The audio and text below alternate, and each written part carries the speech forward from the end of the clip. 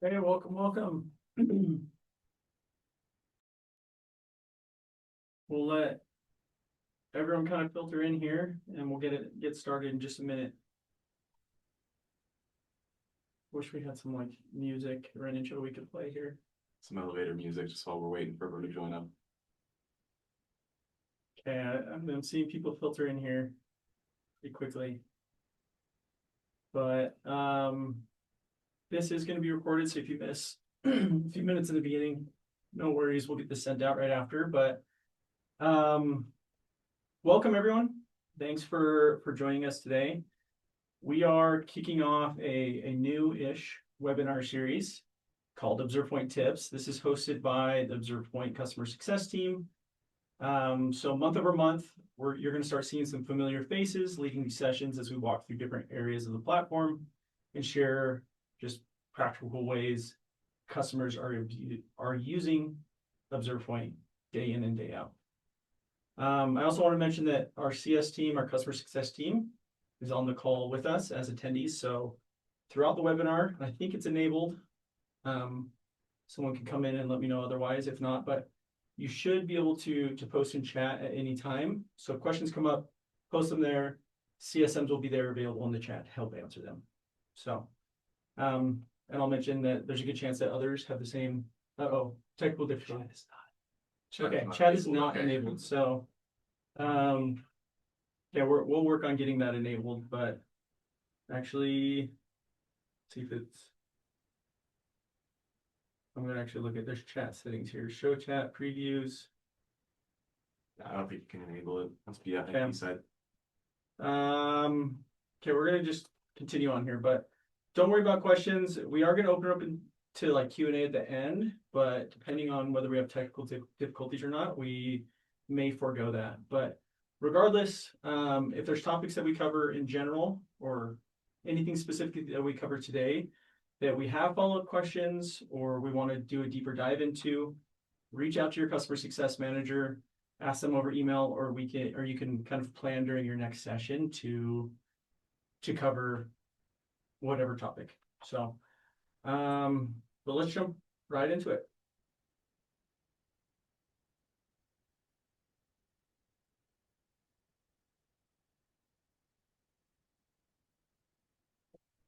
Okay. For starters, before we dive in, just want to take a second to introduce ourselves. So I'm Nic Suder. I manage our customer success team here at ObservePoint. And joining me today, famous Logan Bell. Hello. He's one of our CSMs, and he happens to be a charting guru. And I didn't mention this earlier, but the focus of today's webinar is going to be charting. You may have saw that even in the title, but between the both of us, I mean, we spend a lot of time working directly with customers and helping teams turn ObservePoint data into just beautiful charts. High level, we've split today into a few parts. I want to highlight just a few product updates briefly, and then we're going to dive into why charting matters just operationally, not just technically. And then Logan's going to walk us through some charting fundamentals, best practices, things that make charting easier to understand and act on. From there, we'll move to real world examples. We'll do a live demo within ObservePoint, and then we'll wrap up with some practical ways teams are using charts today. So really quick product updates. I think at the beginning of each of these webinars, we're going to highlight some of the larger product updates that have been released in between webinars. Some of the ones that I want to highlight today is recently we have released a support portal. So within the platform today, we actually have had a little bit of a UI update. So it may look a little bit different. I don't know if you can see my cursor here, but left-hand side, the navigation bar has been updated. Some of the settings are found up in the top right. Really intuitive to use, but that's not what I'm getting at. What I'm getting at is there's now a support portal within the platform. So whenever you reach out to support, you can go ahead and track those cases right within the platform. To find this, you're just going to click that cog in the top right-hand corner and click support portal, and you're going to see this view here. So support requests, journey requests, tag requests, that all could be managed right within the platform. So this is huge. Next, I want to mention that we have introduced a global search within, or global search bar within the platform. So you can hit, for you Mac users, Command K, and you can search at any time. It's also present on the top of every page, but you could search across any audit or search for any audits, any journeys. It's going to show all of the labels that you've created, consent categories. Everything is packed into this search bar. And kind of a pro tip here, if you're jumping between two different properties within ObservePoint, I'm thinking like maybe you're comparing two different reports, or you're opening a report in a journey. If you use the search bar to find these audits or reports, it will actually give you a history of some of the previously selected reports. Anyways, makes it very easy to jump between two audits or journeys that you're comparing or working off of. Anyways, global support or global search bar, check it out. It's in the platform now. And finally, just really quickly here, we've made a lot of just quality of life enhancements to how consent categories work. If you're not using ObservePoint for your privacy validation, I highly suggest bringing this up on your next call through CSM. But essentially, ObservePoint has the ability to import your consent categories or those consent category configurations from your consent management platform. And recently, we've made updates that allow bulk operations for consent categories a lot easier. Additionally, we've pulled additional consent category related data into our reporting area of the product. Again, making it just easier to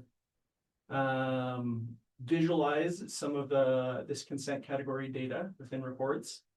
And then we've also made it easier to assign cookies and category. Essentially, we accept regex statements within the platform. So Super useful to do those mass applies and removes. Those are such a big time saver. But purpose of this call today is not to go through product updates. I just want to highlight a couple of them. But let's jump into why to use charting. Okay. Looking at a report like this, there's obviously a huge amount of information available. But when data sets get larger, it just becomes harder to quickly identify things like what actually matters, what trends are forming, where teams should focus their attention first. I actually heard an awesome analogy when talking about reports just in general. Reports, especially larger reports, can kind of feel like a cockpit of an airplane. There's just a ton of information available, gauges, indicators, warning lights, signals, all technically valuable, but if it's your first time seeing the cockpit, it can be extremely daunting to know what's important. But to a trained pilot, they know what buttons to push, they know each button's functionality, and so on. Now, for a non-ObservePoint pilot,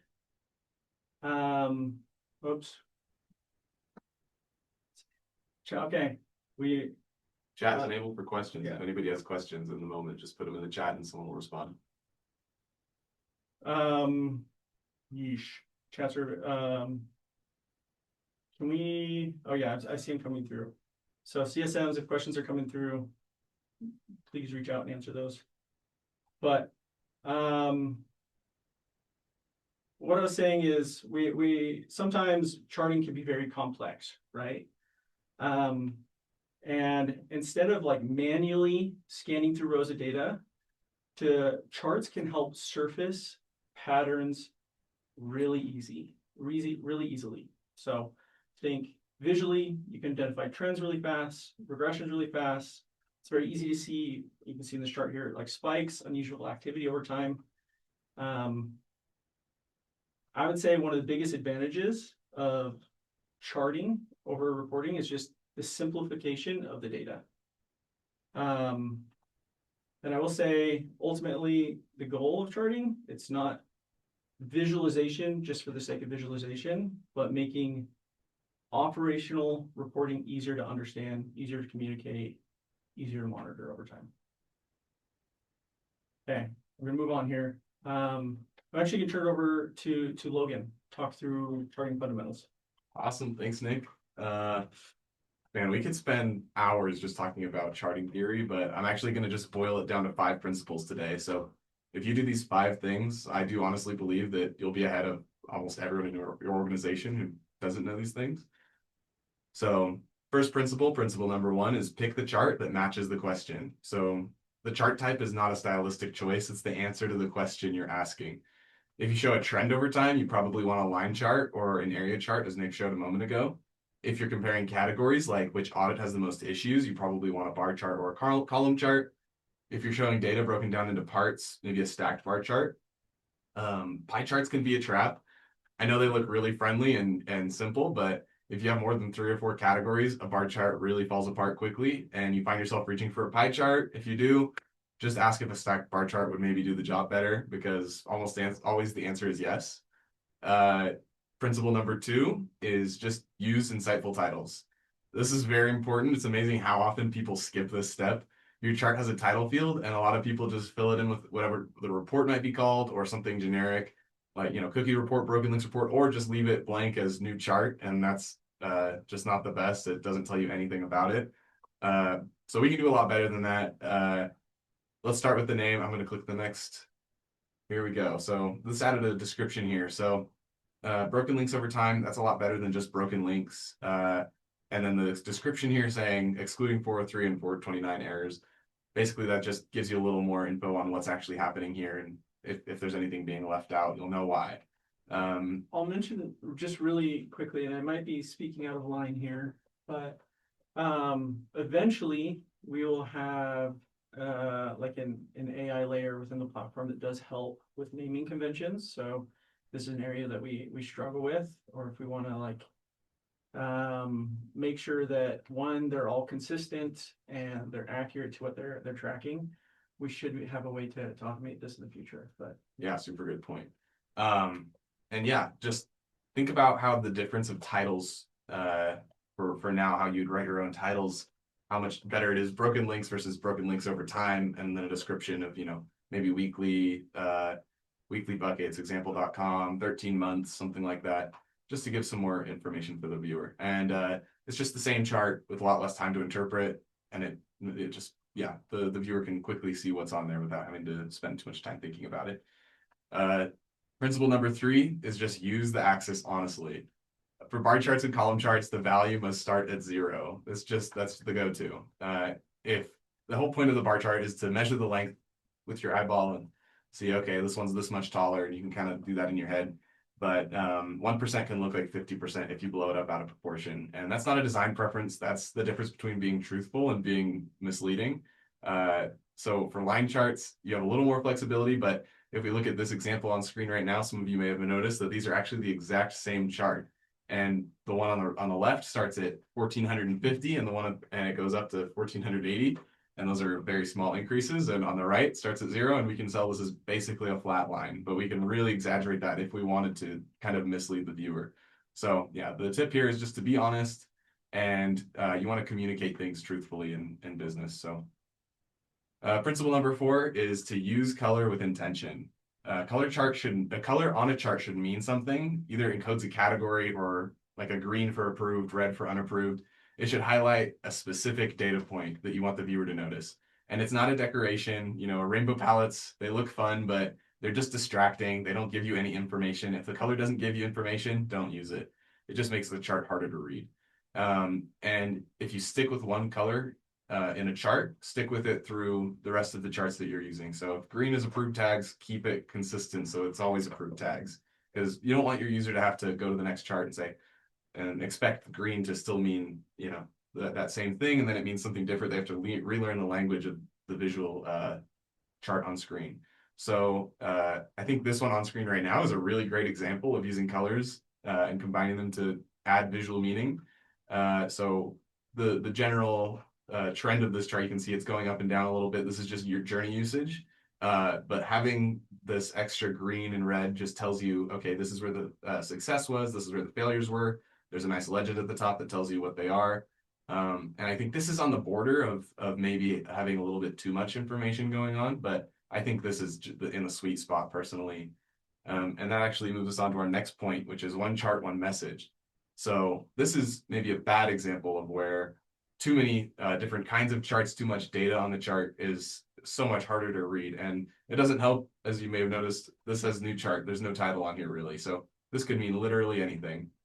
So if you find yourself explaining, okay, this bar shows this line shows this color encodes this third thing, that's not a chart, that's a puzzle, and you want to split it into two different charts. Your viewer's brain will thank you, and each chart will land harder. And simplicity is priority number one when it comes to charts. That's a very important thing to remember. Okay, just to recap, pick the chart that matches the question, use insightful titles, use the axis honestly, use color with intention, and then one chart, one message. And now I wanted to show an example of what makes a bad chart. So don't combine visual data types unless necessary, or sorry, don't combine data types unless necessary. Avoid clashing colors. So maybe this pink and this blue at the top, those are examples of clashing colors.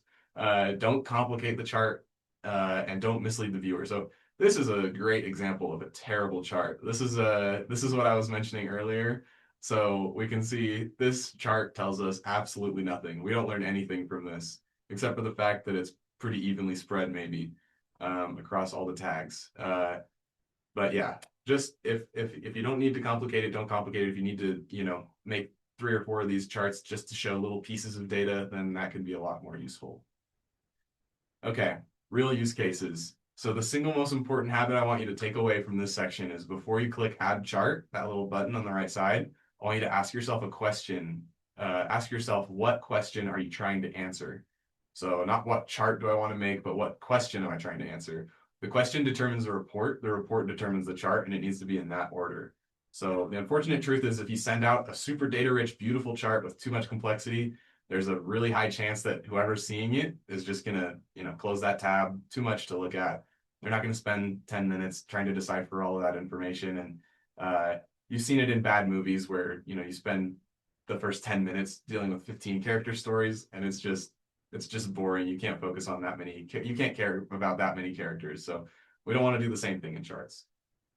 So scenario 1, I want to prove to my director that our broken links cleanup worked. So the question is, did broken links actually go down, and when did they go down? So in our mind, we visualize maybe a bar chart, and that line is moving over time. So thinking of broken links, the broken links report is probably the best one to go with, the pre-built report. And then we can filter down maybe last 12 months. We can group by date, and I would say weekly or monthly. And that might sound counterintuitive. We haven't talked about grouping yet very much, and Nick will go into that, and I'll go into that a little more later. But grouping is the thing that your chart revolves around. So we're actually grouping by time because we want to. That's our measurement. So it's our vehicle of measurement. If there's no broken links that day, we still want to measure that day. So that's where I would go with this. And this is the example of where that leads. So I think this is a great broken links report. A director could take one look at this and say, okay, our broken links have increased over time.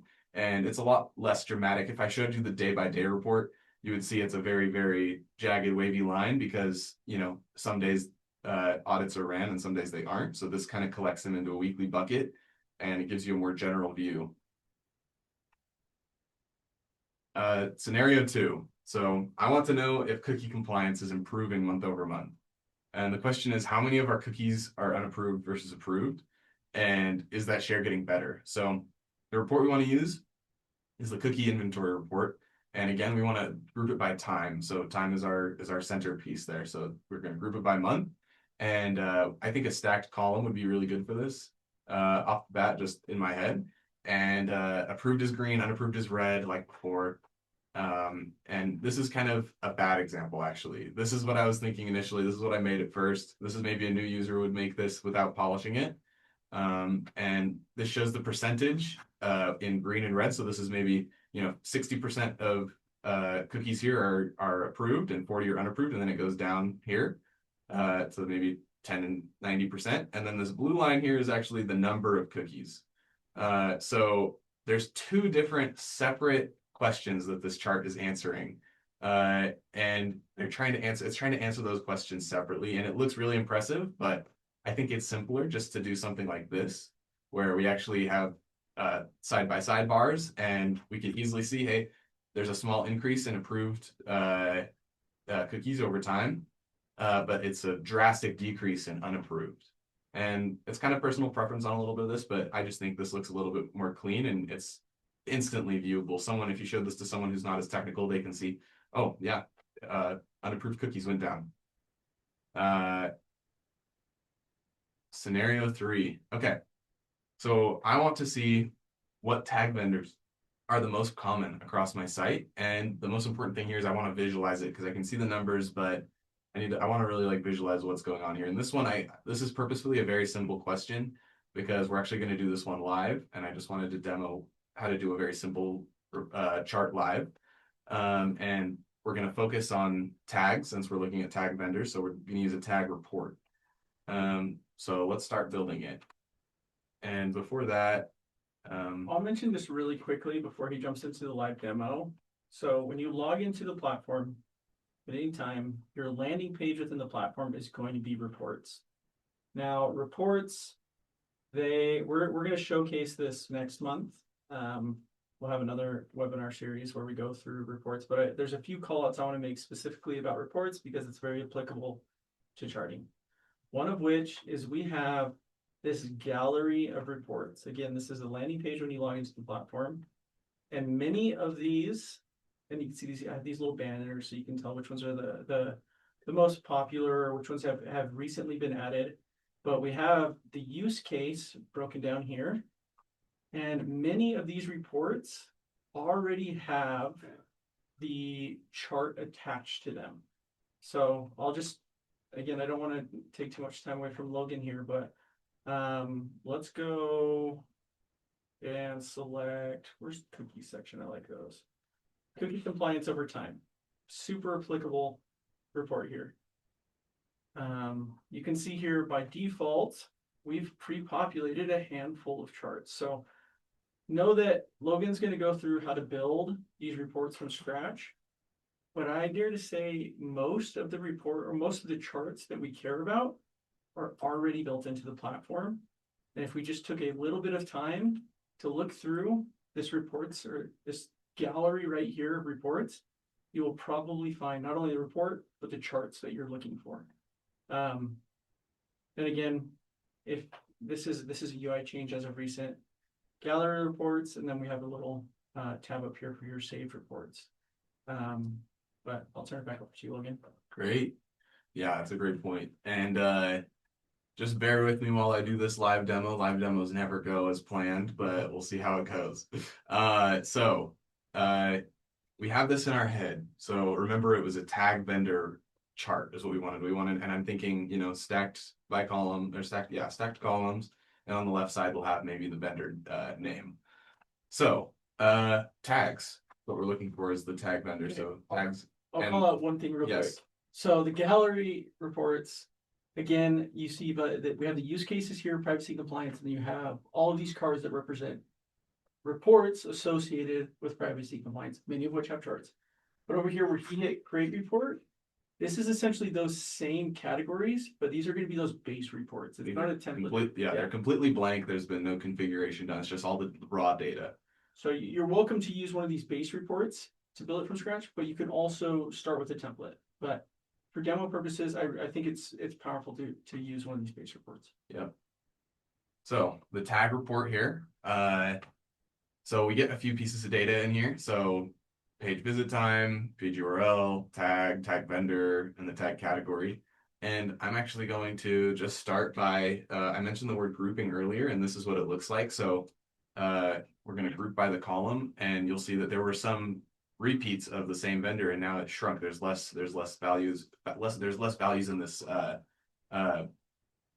table, but on the left side we only have 12, so these are all unique vendors.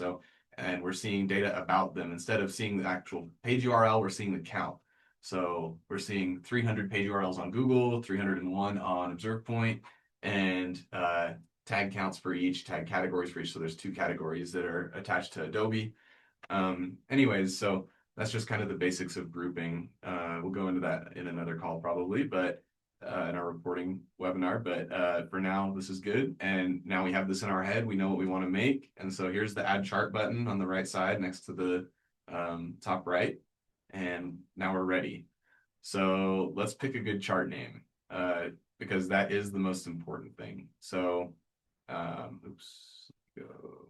Okay. Let's go to, let's say, tag vendor. Oops. It's a new keyboard too. New keyboard. Yeah, We sorry. don't use Oh, the yeah, that's the wrong key. Okay, tag vendor.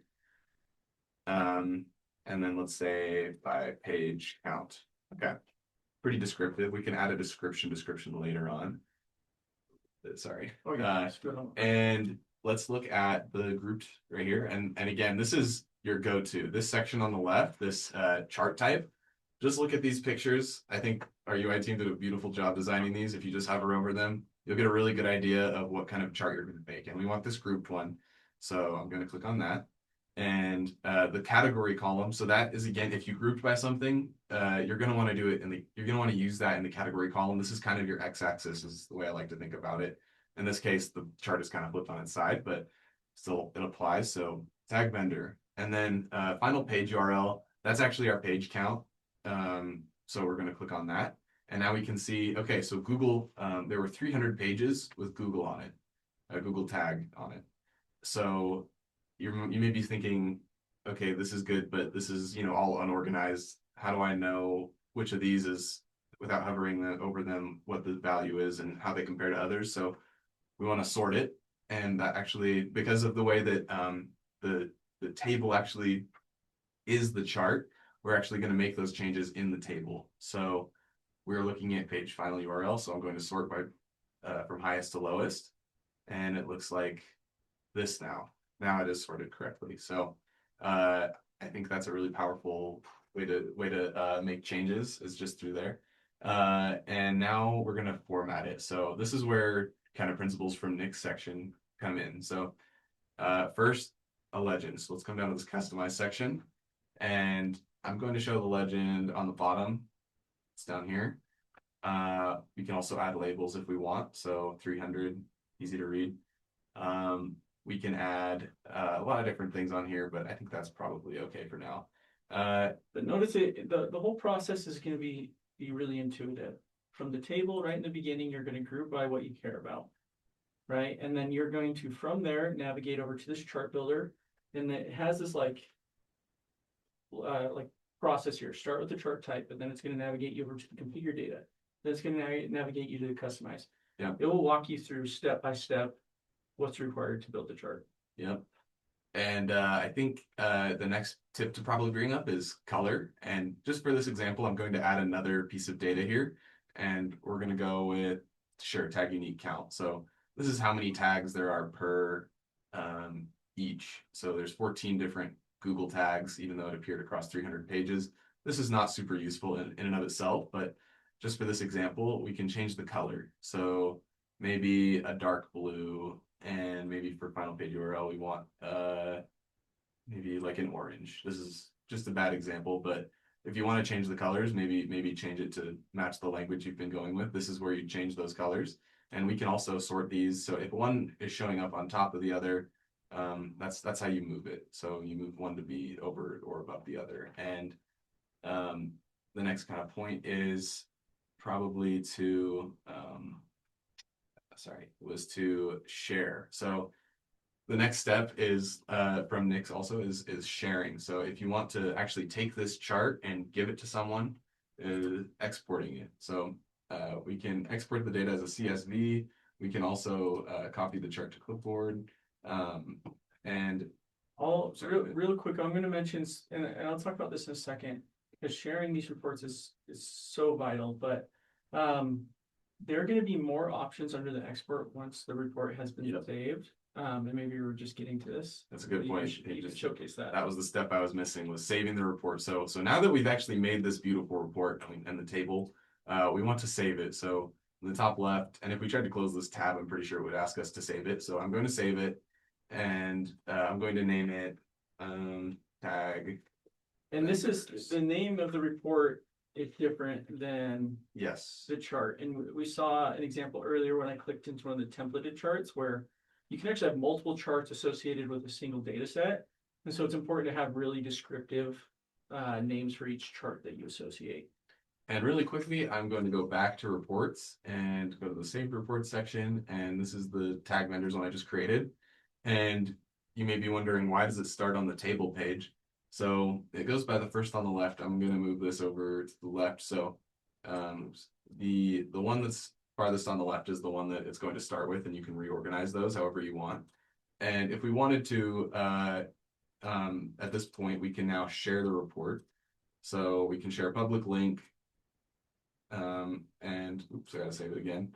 We gotta share a public link, and I can generate this link. You guys can come in and view that. There's not a full link there, but that's how you would share something internally or to whoever you need to. Yeah, so anybody who doesn't have access to the platform, feel free to share those public links. And ObservePoint does give you the control to disable those links in the future. So say if you only want to share it for a certain amount of time, or we're sharing it with a vendor and we only wanted them to have access to these reports for a certain amount of time, ObservePoint does give you the ability to disable those links at any time. Great, yeah. So that was the first tip. And one other thing we could do is we can actually schedule an export of this chart.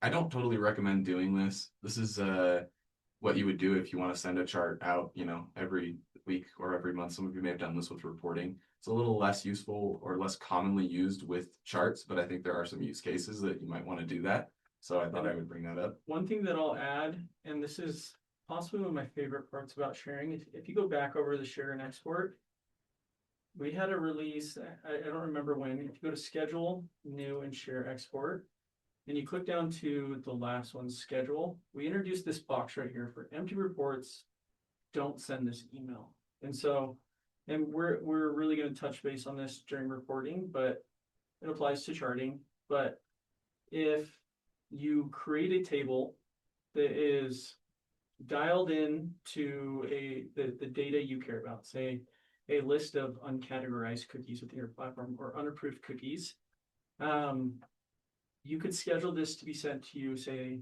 every Monday in my inbox at the beginning of the day, I want a list of unapproved cookies and a chart associated with it. But if you click this and say during that week, you go in and you address all those unapproved cookies, Monday comes and there are no unapproved cookies that qualify for the filters that you've set for this data set, you would not receive a report, which is super helpful to know because ObservePoint has great alerting capability. I say alerting broadly. That encompasses alerts and also rules within the platform. But if there's some customers we work with, they get to a point where we have a lot of alerts set up, and I say this lightly, but you can become tone deaf to some of these alerts if you have a lot of them consistently coming through. A great way to solve for this is to keep those alerts assigned to the audits and journeys that we have within the platform. Maybe unsubscribe them, but create a report, a scheduled report that encompasses what would, I guess, the data associated with those alerts, and say, hey, I need this every Monday, but only send it to me if there's outstanding data here. It's a great way to consolidate some of these alerts. Is it always the correct approach to take? No, it's kind of judge it case by case, but that's been a huge advantage of being able to share these. Yeah. Schedule export. Yeah, if it was just blank, if it was an empty chart, it just wouldn't send. So, and then one last tip I'll kind of redo is I'll just re-go over this is we have these tags, and say I wanted to actually sort by tag count and not page count. So I'll come back here and there's this arrow just to demonstrate again. And now we've sorted by tag count. And so we see it's actually going down by this blue bar here, and that might be more useful depending on what you're looking for. And then you would save the report again based on those changes. So you save it anytime there's changes. For now, I think that's probably a good spot to end the demo. So we can move on to next section. I'll hand it back off to you. I will mention, though, that if, as Logan has gone through this demo, if there's reports that come to mind, they're like, oh, I want this built, I definitely suggest trying to build it yourself first within the platform, but making this one of the first topics that you bring up with your customer success manager during an upcoming call. Yeah, Go ahead. your CSM would probably love to help you go create one of these charts on call next time. And just one quick thing is configure table, add chart, format it and save it, and then share it. Nick's going to talk about sharing it in a moment, but really put yourself in a new viewer's shoes and think about how they would interpret this if they didn't know that much, if maybe they're not as technical as you are. I will say, definitely try to build it yourself first. I think self-enabling is definitely the best route to go, but we will always jump in and assist where it's needed. So, okay, so far we've talked about why charting matters, how to structure effective charts, and how to build visualizations inside ObservePoint. So this is we're getting to a point where charting needs to become operational, right? The goal is not to just create charts that look good. The goal is to help teams maybe detect issues faster or investigate what has changed, monitor trends over time, ultimately continuously improve your environment, right? So let's talk through that process actually looks like in practice. So progress here. ObservePoint has great outbound notifications. I mentioned this earlier, right? Where we can trigger outbound messages based on very specific criteria. Think of alerts, think of rules, reports. Again, just to rehash, it does have that scheduling ability where you can tick that box where you receive a report or a data set and or chart only when data is populated within that data set. Knowing that ObservePoint will notify you to send a report when attention is needed is super powerful, and again, it helps declutter what could be a lot of notifications coming through. So anyways, let's take a look at this chart here. When open up one of these charts, maybe you see a huge spike that's related to broken links. Maybe we had a recent release or something like that, or a huge spike in unapproved cookies, or we see accessibility findings increasing or performance metrics suddenly shifting. I'd say the exact issue is less important than the pattern itself. What matters is the chart surfaces this change immediately. Looking at raw data sets, it's harder to quickly identify these things. So just to rehash, instead of manually reviewing thousands of rows of data, you can detect, which is that first step, some of these issues that you were alerted on. And naturally, the next question becomes, what caused this? And this is where that next step, investigating, and I want to call out reporting again, or should I say charting. It does have that filtering capability. And as we learned, there's a lot of customization allowing you to zoom in to the issues at hand. Now, oops, that's that spike. Now, once the issue has been detected, which is the next step here, or the first step was detected and the next step investigated, the next step after that is making sure that the right teams can clearly understand what is happening. And this is a huge takeaway. I want to hone in on this. Share these reports. Share these reports with the appropriate privacy team, analytics stakeholder, developer, the accessibility team, leadership in general.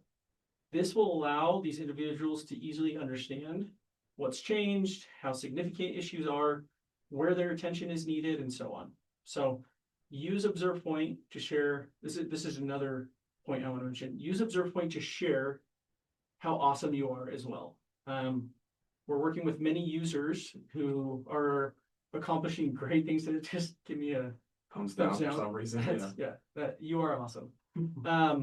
But we're making huge improvements across the website, and charting is just a great resource to show the progress that you've made over time. And definitely take advantage of that. Anyways, charts also become incredibly valuable for ongoing monitoring over time. So once remediation work begins, teams can continue tracking the trend to validate whether things are actually improving, which makes sense. For example, are broken links decreasing? Are accessibility findings improving? Are privacy, or say, is cookie compliance trending in the right direction? Are issues staying resolved after releases and so on? Again, how to act on charts and the basic framework is, and I'm going to go ahead and go back in time here so that you can see, because I didn't draw a ton of attention to this, but detect helps you. The goal is to help teams detect issues faster. That's the first one. Investigate what has changed, monitor trends over time, and ultimately continuously improve your environment. We're going to wrap up here, but I have just a few key takeaways for the team. The biggest thing we want everyone to remember is that effective charting is really about clarity. It's not about building the most complex dashboard possible. It's about helping teams understand what is happening quickly and clearly. So first, start simple.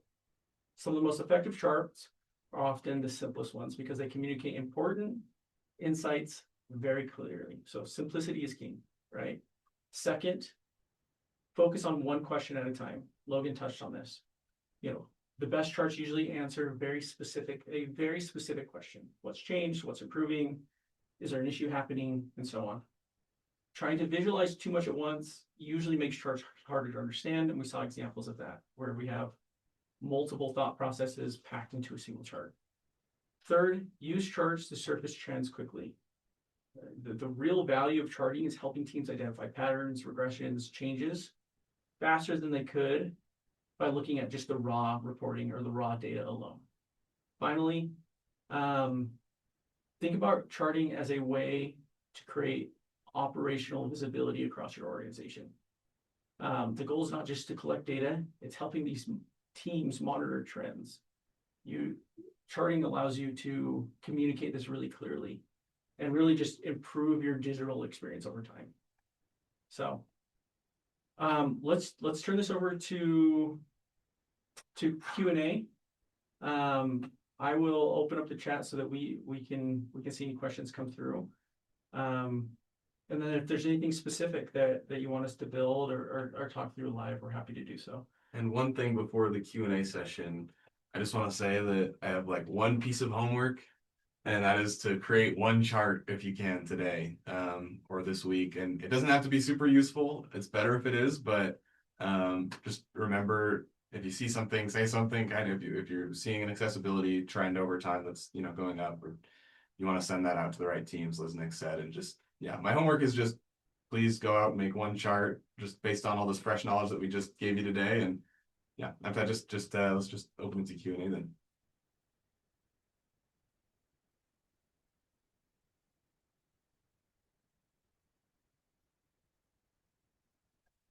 Oh, sorry, Dylan, we didn't have our chat open during it.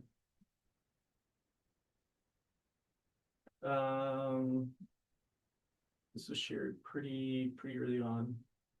Unable to log into the website and encounter a following error. I wonder if it looks like we're having an issue just accessing ObservePoint. Sounds like it may be security related internally, but we're happy to have support look into it and confirm whether that's truly the case. But feel free to email support@observepoint.com, or you can ping your CSM either way, or you can use the new support portal. Pretty sweet. But actually, you can't access page, so maybe not.